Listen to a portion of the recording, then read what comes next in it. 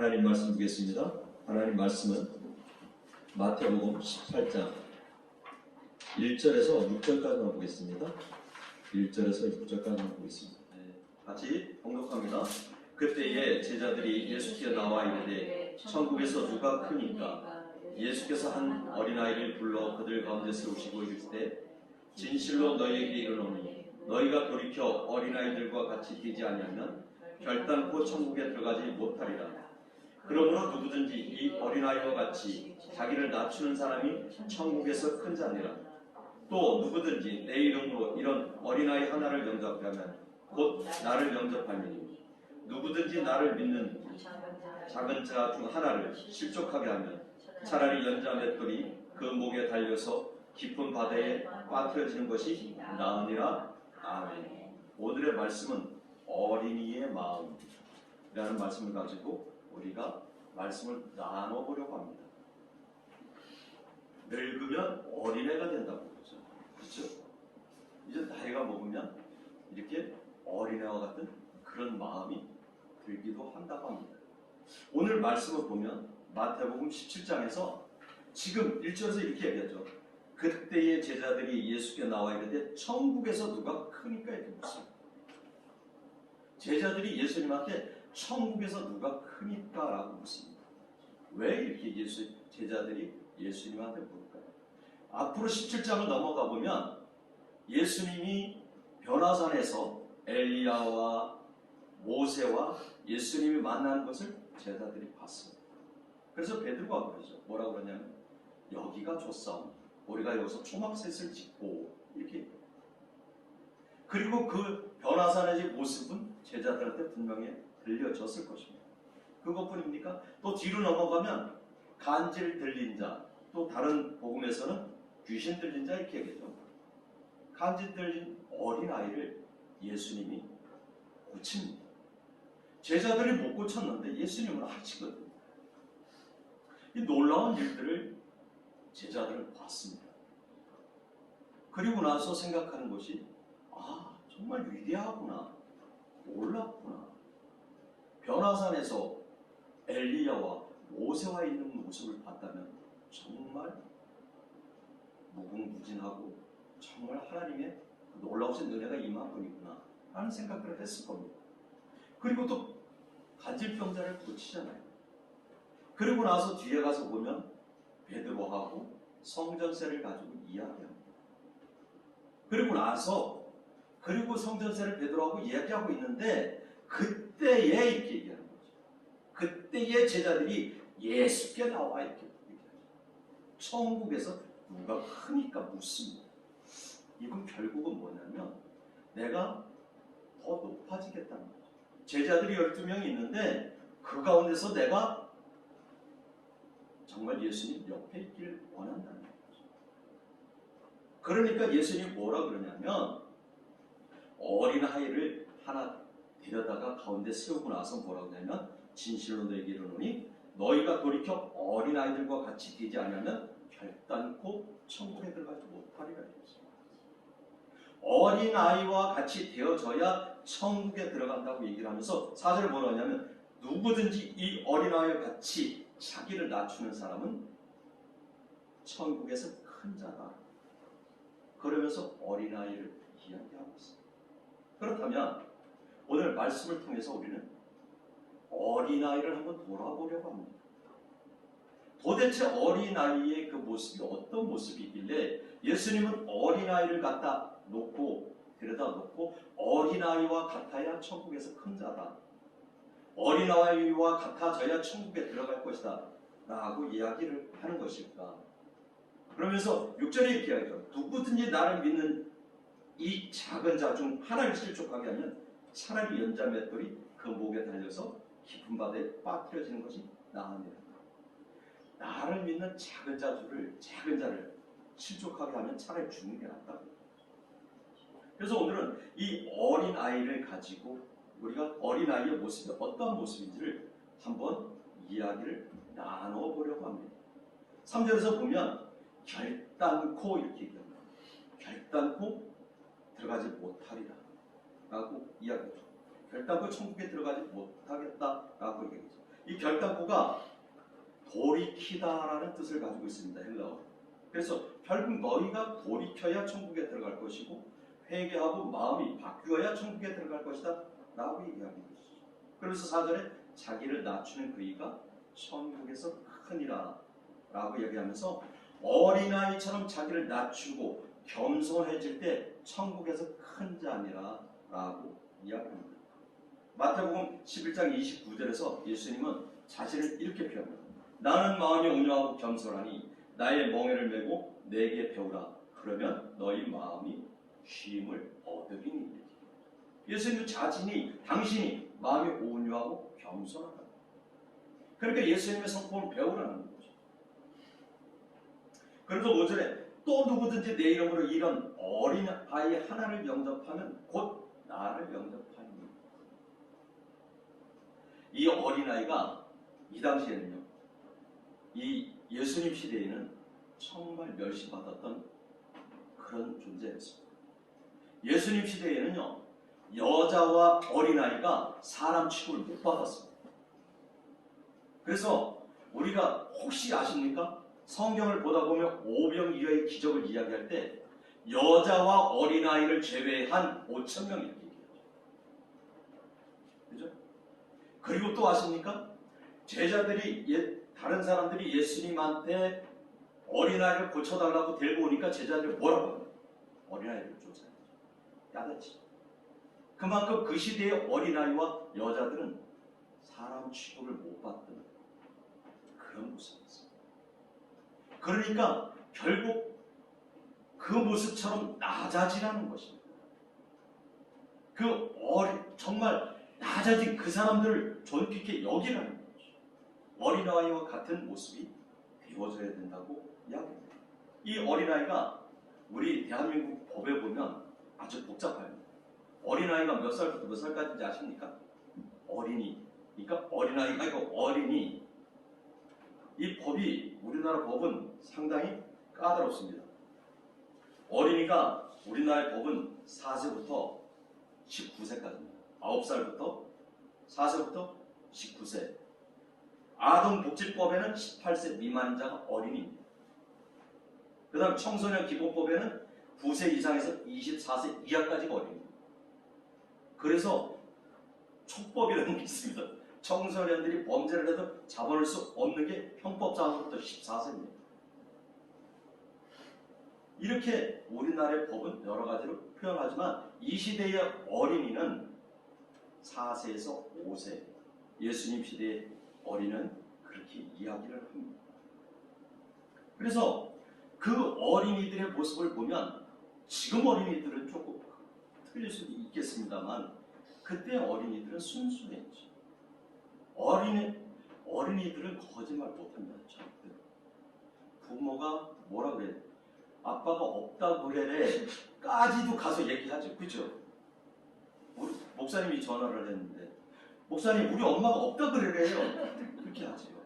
그죠? 이렇게 순수합니다. 특히 4살, 5살, 6살은 엄청 순수하죠.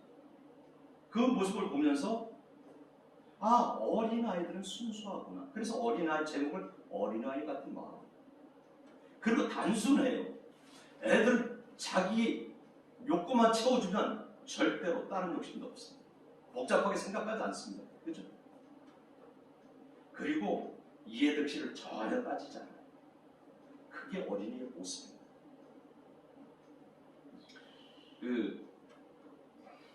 어느 PC방 주인이 이런 고백을 썼더라고요. PC방을 하고 있는데 어린아이가, 진짜 어린아이가 한 6살 되는 어린아이가 와서 돈을 100원을 주면서 아저씨 저 PC 좀 하게 해주세요. 그래서 아저씨가 뭐라 그랬냐면 야 너 안 돼. 100원 가지고는 안 돼.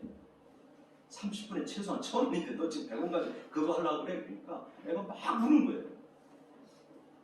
그래서 안 된다고 계속 얘기를 해서 그러니까 어떻게 할 수가 없어서 그러면 너 다음에 900원 마저 가져와. 그리고 잠깐만 해. 그랬대요.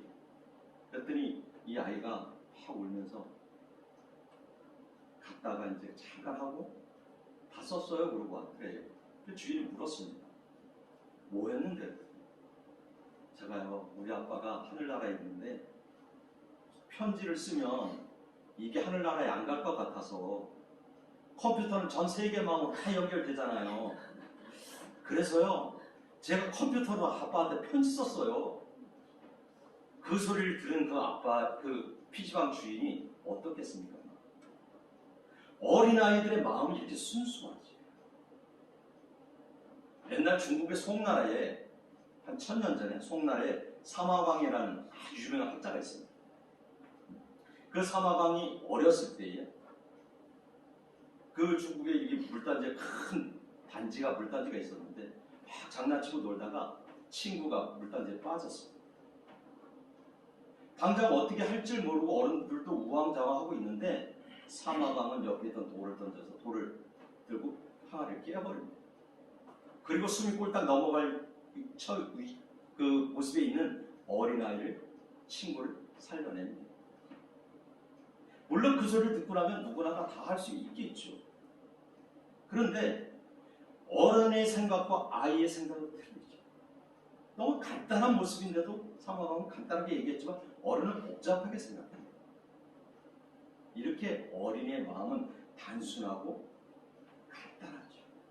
그 모습을 가지고 가라. 저는 오늘 이 어린이의 모습을 이렇게 이야기하고 싶습니다.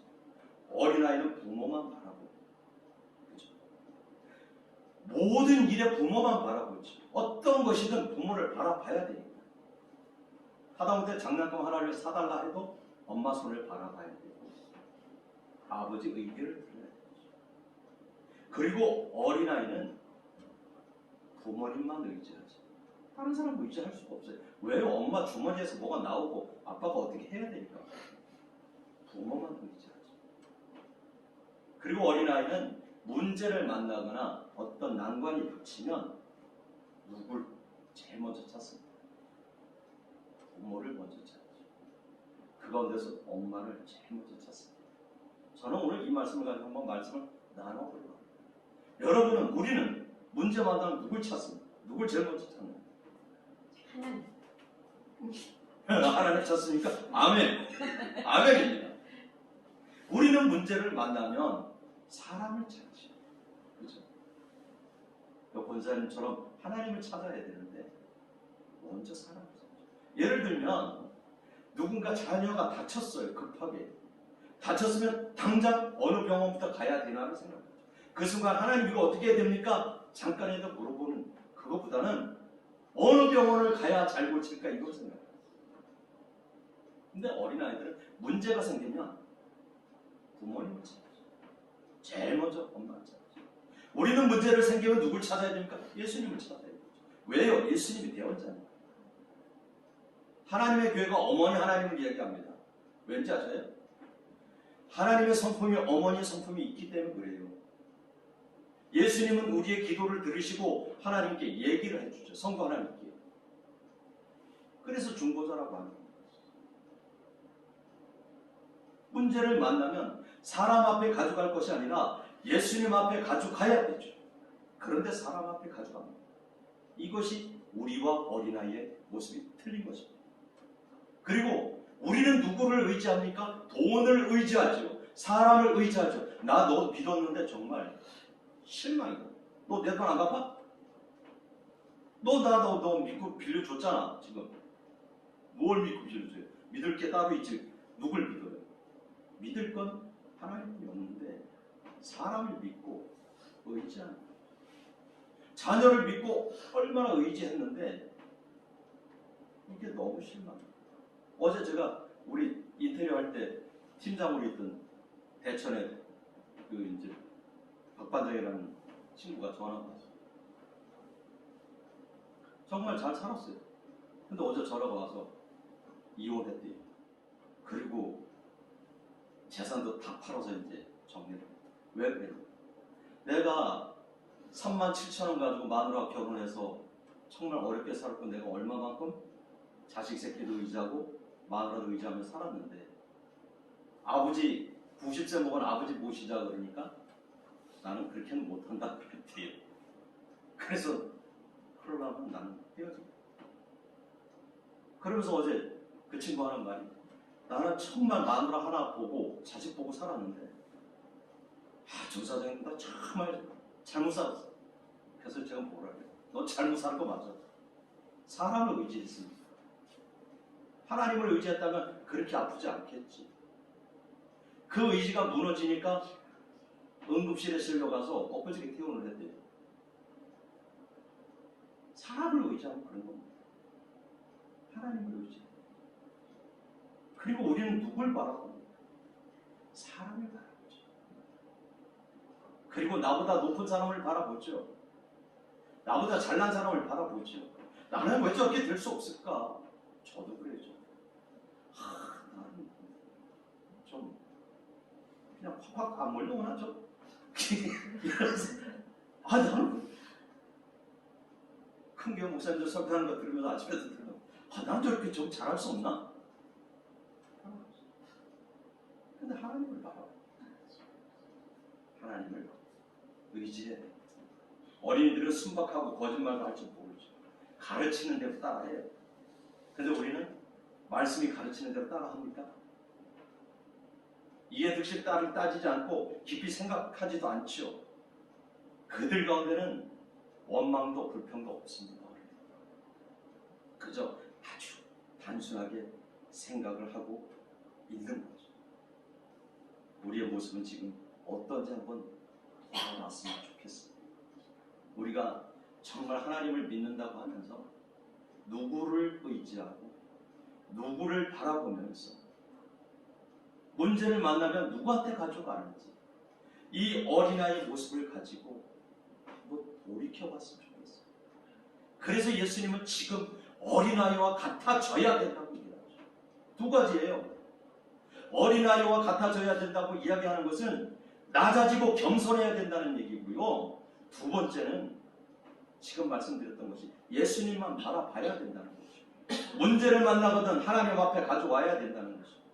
하나님만 의지해야 된다는 것입니다. 그래야 천국에 들어갈 수 있다는 거죠. 그렇지 않으면 결단코 천국에 들어가지 못한다고 예수님은 강력히 이야기하는 거죠. 아까도 말씀드렸잖아요. 이 당시 어린이들은 사람 취급도 못 받을 텐데 그런 어린이들을 갖다 놓고 예수님이 얘기합니다. 너네가 세상 속에서 사람 취급 못 받을지라도 조롱받을지라도 그래도 겸손하다. 먼저 우리 오경희 권사님께서 겉옷을 벗어달라면 속옷을 벗어. 어떻게 그렇게 하냐? 못해요. 그거 못한다니까요. 오른뺨을 때리면 왼뺨을 때리는데 한 대 맞고 열어서 더 때리려고 하죠. 그죠? 그런데 이게 예수 안에 있으면 가능한 거죠. 성령이 하시면 가능한 거예요. 내가 하려고 하면 감당 안 돼요. 우리 너무 잘하는 말씀 있죠. 주기철 목사님이 고문을 받을 때 어떻게 했는데 제가 그 책을 읽으면서 진짜 눈물이 막 났어요.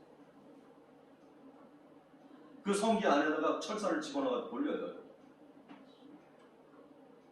얼마나 아팠겠어요. 그게.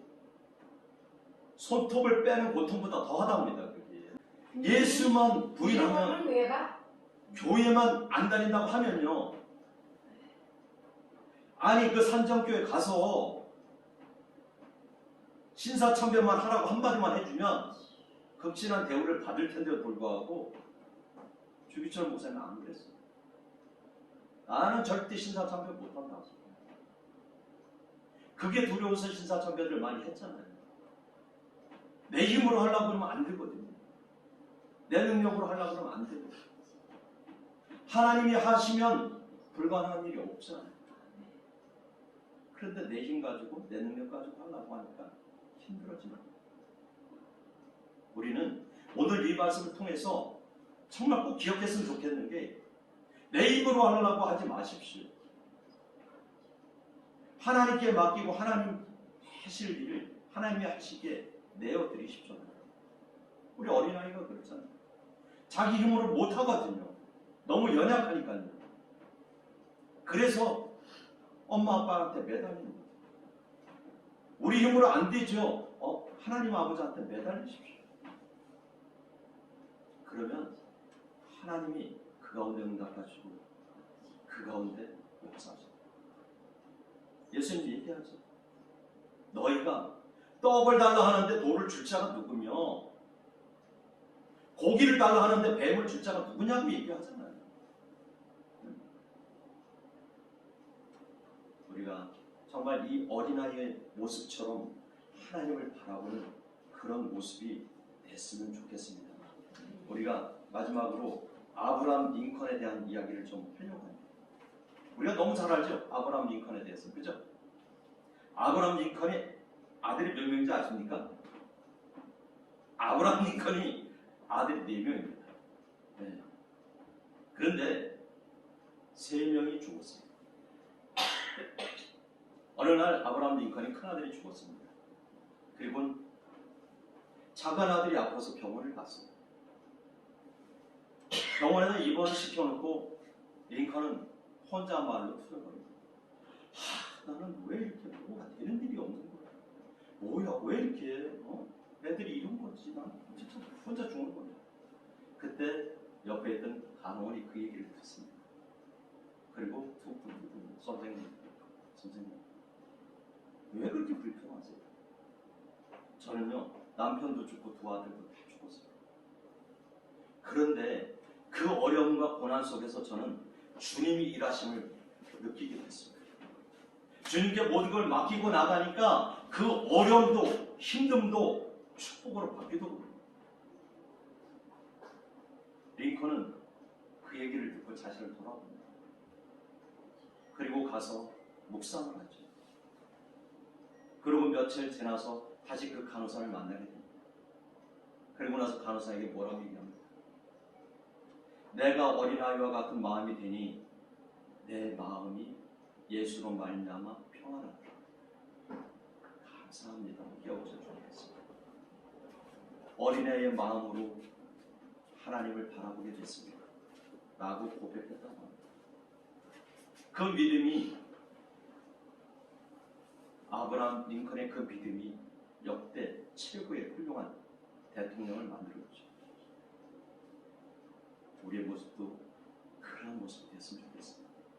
내가 문제를 만날 때, 어려운 가운데 있을 때 하나님께 맡기고 나가는 어린아이와 같이 그 심령으로 어린아이의 마음으로 하나님께 맡기고 나가는 그런 모습이 됐으면 좋겠습니다.